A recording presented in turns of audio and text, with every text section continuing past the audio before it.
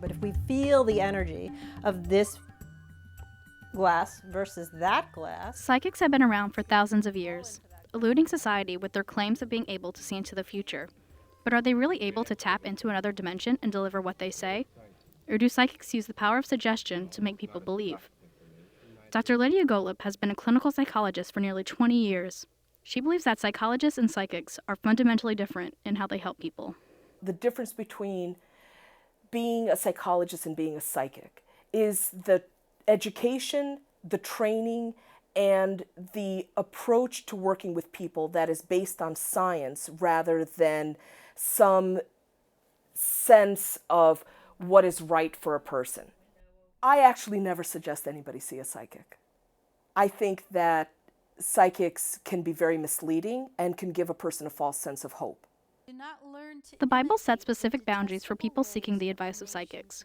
Cathy Boon is a pastoral counselor. When God established the people of Israel, he gave them certain guidelines for life.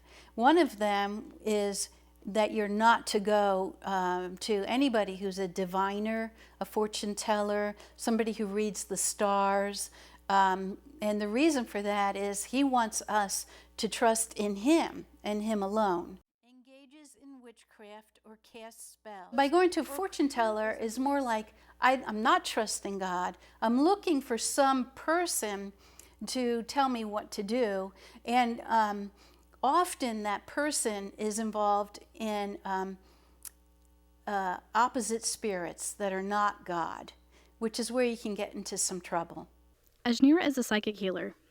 She has been professionally healing people for over a decade. I don't think that, psychologists or doctors or, just most aspects of society even take into account that we are energetic beings and that at the level of energy, that's our true reality. And we have to use that and take that into account and help people to shift their energy. And once they can shift their energy, then they can live in a new way. People come to effect permanent positive change in their lives. The bulk of the work that I do is, people who are in the middle of, whatever part of their life journey and they would like more insight into it. I do two kinds of spreads. One would be a spread with the Ascended Masters kind of sitting around the table. In other words, you don't see them, but I know they're there. And the Ascended Masters give them a snapshot of where they stand on the path of their life and show them the dynamics of the issues that they're dealing with.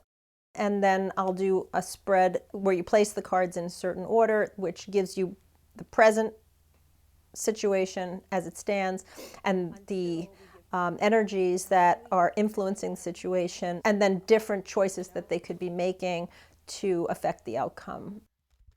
I think that when people see psychics, they actually give it more credibility than when they see therapists. When we're in a position of stress, we like to be guided in a very specific way.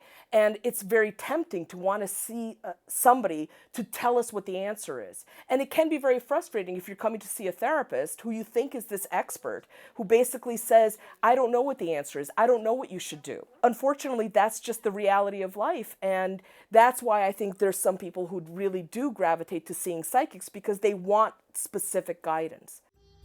Your psychic ability is something that you can use in every aspect of your life, no matter what you're doing.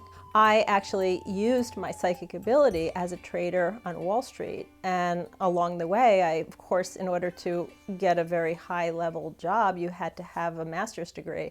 So, I did business school, and the higher I got, the more important my psychic ability was to me. I didn't let those fields of study define me and limit me. Once I found out that there was a whole world of non-invasive healing that interested me more than anything else possibly that I had ever come across, I took a lot of qualification, certifications. I studied a lot of healing, and I spent, a good 10 years developing those skills and starting a fully integrated alternative healing practice. I ended up doing another master's in holistic nutrition. I'm very unique because, most psychics, I would say, do not have quite a strong academic foundation for what they do. And of course, psychics tend to do is they tend to present their formulations, their ideas of what's going to happen for a person in a very vague manner. Like, I see that in your future, you're going to be going on some trip. And this trip is going to really change your life in a very meaningful way. So if I say that to you, and you're going to be walking around with that, you're going to be looking for evidence to support that statement. Now, you may think to yourself, I'm going to be going on a trip. So does that mean that I'm actually going to get in an airplane and fly somewhere?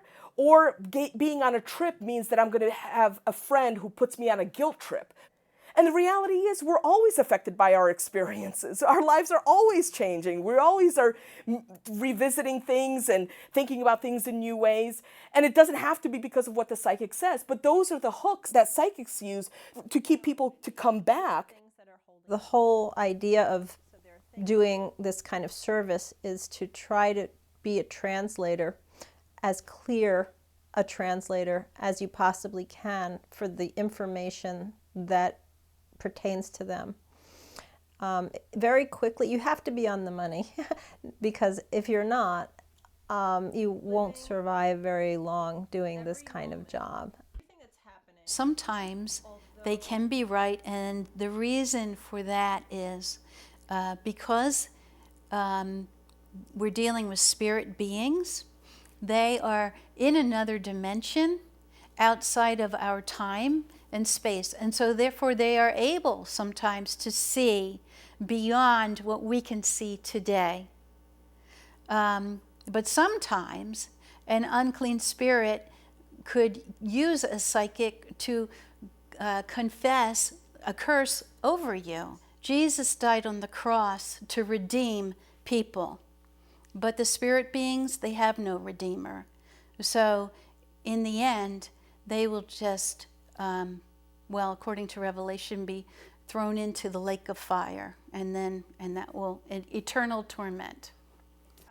You need to differentiate between the kinds of people that are giving run-of-the-mill readings, casting, some kind of, view over how something's going to play out on the third dimension, versus somebody who has a real deep connection to spirit, and that can take a top-down view and give you the metaphysical teaching. If you develop your psychic ability, then your life becomes very easy because you are not in the wrong place at the wrong time. You take the different route home. You know what's best for you. You may not always do it, but you start to develop an inner sense of what is the right decision versus what is not going to serve you. You need to use every advantage that you've got in life. And so if you don't have this ability developed fully, and you can seek out the assistance of someone who has put in the time and the effort and has a good reputation, that it can only help you.